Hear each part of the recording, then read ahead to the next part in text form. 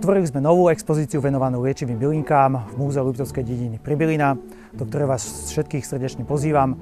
V novej expozícii máme okrem klasických panelov s informáciami o bylinkách aj viacero interaktívnych prvkov, kde malý aj veľký návštevník môže ovoňať tinktúry a priložiť ku vôňam obrázok konkrétnej bylinky.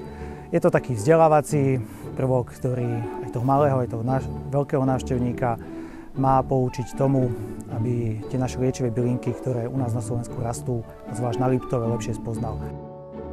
Tak nachádzame sa v Múzeu Liptovskej dediny v Pribyline, v novej expozícii bylinkárstva, ktorú pripravili vlastne pracovníci Liptovského múzea.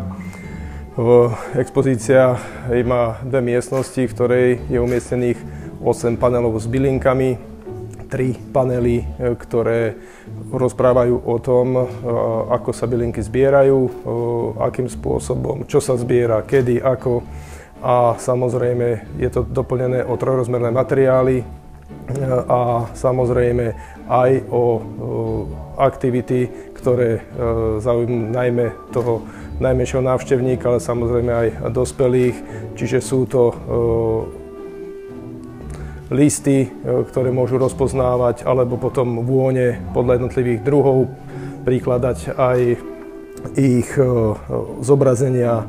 Takisto máme aj, ako sa sušili bylinky v minulosti a sušia sa aj dnes.